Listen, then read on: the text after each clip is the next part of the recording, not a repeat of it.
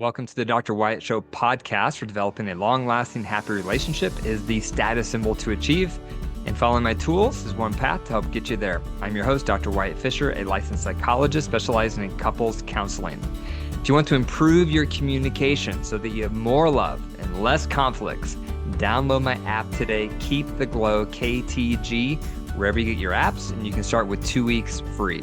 Also, be sure to hit the subscribe button for future episodes and follow me on social at Dr. Wyatt Fisher. Do you have unresolved conflicts in your marriage? Do you feel like when things escalate, you don't know how to calm things down? Do you feel like all the unresolved tension is breaking down your intimacy and your connection in your relationship? Do you want to learn conflict resolution skills so that you feel closer, so that you have resolution, so that you feel hope? If you answered yes, attend my live couples workshop, virtual, August 19th at 7 p.m.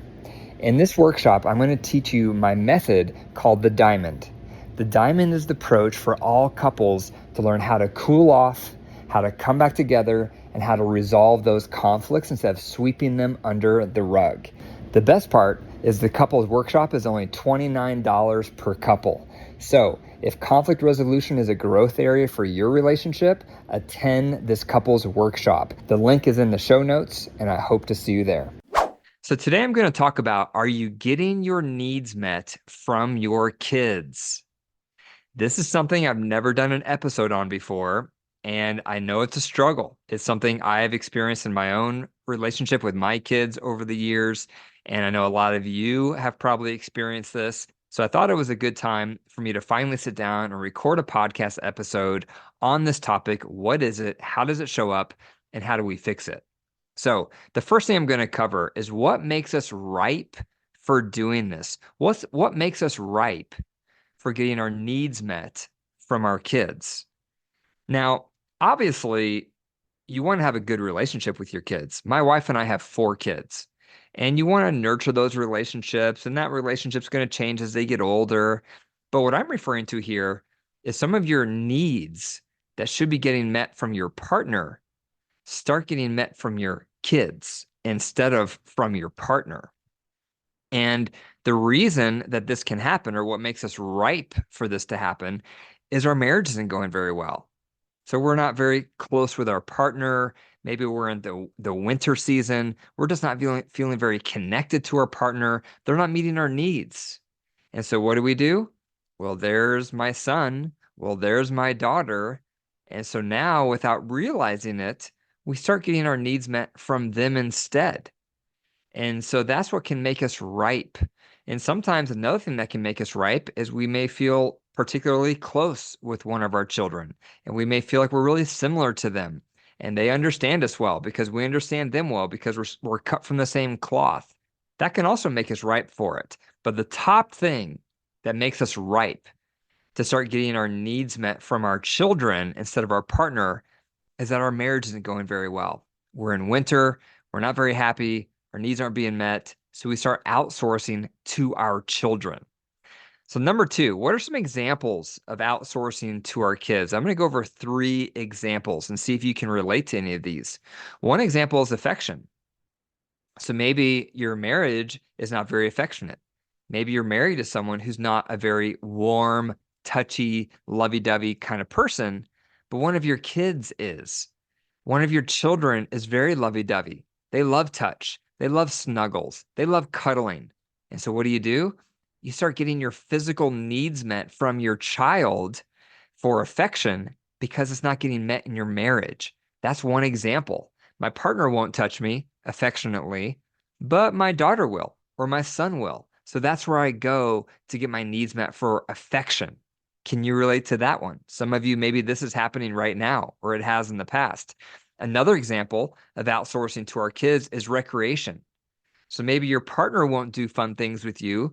Maybe they're a bump on a log, or maybe they're just not interested, or they have different hobbies. But one of your children shares your hobbies. So you start playing tennis with that kid, or you start playing golf with that child, or you start going on hikes with that kid. And it's because your partner won't do those things with you. So you start outsourcing your need for recreation with one of your kids. Another example is emotional. intimacy. So maybe your partner isn't very attentive to your emotional distress. Maybe they're too preoccupied in their own life. Maybe you're just feeling distant and detached from your partner because of all the walls from unresolved resentments. And so your emotional needs are not being met from your spouse. Or maybe when you try to share your emotional needs, they just try to fix it. They don't try to meet you in your heart. But one of your kids is very compassionate. One of your kids is very sensitive. One of your kids is a sounding board. And so what do? You start sharing some of your work stress or your life stress with one of your kids. And so you start turning to them and you start sharing more than you should. And you start self-disclosing how you're feeling from the day with one of your kids because your need for emotional support is not getting met in your marriage. Can you relate? Have you ever done this? I'm guilty of this. There's been times in my marriage where all three of these things have happened to me, where my wife and I were going through winter. And so there wasn't much affection. There wasn't much recreation. There wasn't much emotional connection. But with one of my kids, one of my daughters, I felt really close with. I felt really connected with. And without realizing it, I was having more affection with her than I was with my wife. I was doing more recreation with her than I was with my wife. I was sharing stress in my life more with her than I was with my wife. That's what you want not to do. And I can relate with how easy it is to slip into doing that, especially when you're going through hard times in your marriage because your needs aren't being met in your marriage. So without realizing it, you start nurturing this relationship with one of your kids and your needs are getting met more there than they are with your partner. So number 3 is, what is the impact? There's 2 impacts that can happen and neither of them are good. The one impact that can happen is enmeshment. You can get enmeshed with one of your kids. If you start outsourcing to your child for too long and they're starting to meet some of your needs more than your partner is, you can get enmeshed. And what that means is that you are too close with them. There's not enough boundaries. There's not enough separation between parent and child. But instead, you start feeling like best friends with them and you start feeling like bosom buddies. And it's all about permissiveness. You let them do whatever they want because they're more like a friend than your child. That's enmeshment. You become too close. There's not enough healthy boundaries or distance in your relationship between your parent and the child. Another negative thing that can happen is triangulation. And what that is when you become enmeshed with that child, it can start feeling like 2 against 1 with the other parent. So if that other parent is frustrated with that child, what do?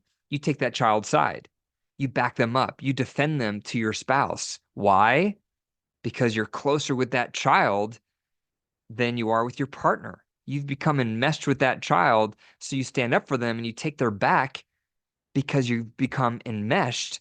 And now it's 2 against 1, it's triangulation. Now it's you and that kid against your partner instead of you and your partner against the kid. Instead of you and your partner being the unified front, you and that kid or that teenager is the unified front in the house. And that's unhealthy. That's toxic.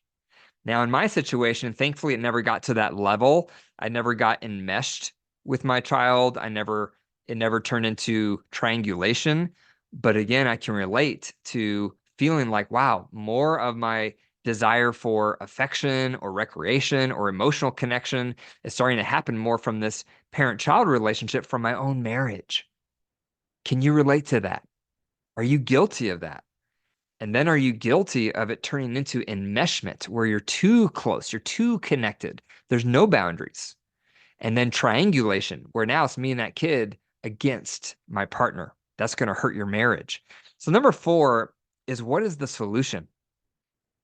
If you find yourself in this situation, if you're in that situation now, what do you do about it? So there's 2 fixes for this dynamic. If you find yourself outsourcing to one of your kids or teens instead of getting your needs met in your marriage, what do? Here's 2 things to do. The first thing is you have to fix your marriage.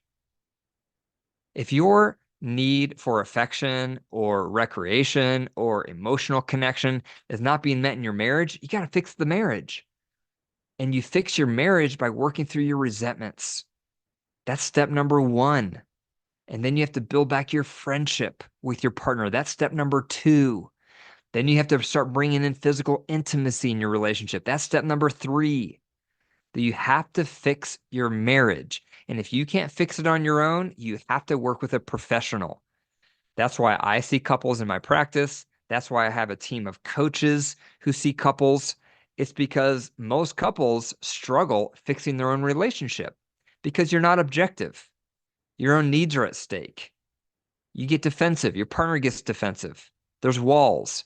So if you find yourself and you're stuck fixing your marriage, reach out for support.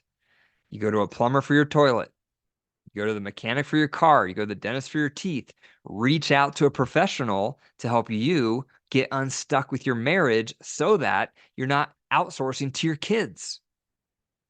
The other fix you need to do is have better boundaries with your children. So obviously, it's good to be affectionate with your kids, but don't overdo it. Don't get more of your need for affection from your child than you are from your partner. That's unhealthy because that can create a form of dependence, like you need their affection. That's unhealthy. Your core need for touch should be coming from your partner. And then any touch that happens with affection with your child should be just value added. It should just be a bonus to your life. It should not be your lifeline. Also with recreation, if you enjoy recreation, that should be being met in your marriage. And then if you also do recreation with your children and your teenager, great. But that's not a need. It's not filling a void in your life. So you have to have more boundaries there with your teenager or your child.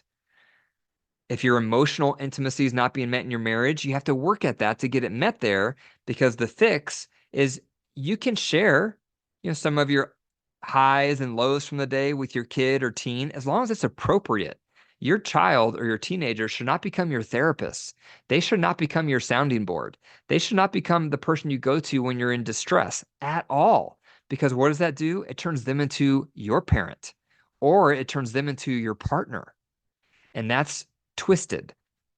That prevents them from being able to be a child. That prevents them from being able to be a teenager, because now they feel some pressure, even subconsciously, that I have to take care of mom or I got to take care of dad. And so it's fine within reason to share some of your highs and lows with your kids or with your teens, but do it with temperance. Pump the brakes. And remember, strike that balance and have discernment with, I can share some things, but I need to be careful I don't overshare. The moment I'm sharing so much where my child or teen feels responsible for my well-being, or that it's their job to cheer me up, that's where you're crossing boundaries. That means you're sharing too much. You're creating a dependence where you need them to help you feel something, and that's unhealthy. That's going to hurt their development. So again, that's why you need to fix your marriage, and you need to work on better boundaries with your children and with your teens. So those are 4 things to consider on if you're getting your needs met from your kids. Number 1, what makes you ripe for this? Number 2, what are some examples of outsourcing to your kids? And number 3, what's the impact this can have? Number 4, what's the solution? Thank you for listening to the Dr. Wyatt Show. If you enjoyed the episode today, be sure to click the 5 stars and leave a review. The reviews tell the algorithm that people are enjoying this podcast, which makes them pump it out to more couples. So it's a wonderful way for you to pay it forward. You also can share the episode. Just click the share button and send it to whoever else you think could benefit from this message. And remember, your marriage is alive. If you care for it and nurture it, it will grow. If you deprive it and neglect it, it will wilt and die. The choice is up to you. Take care.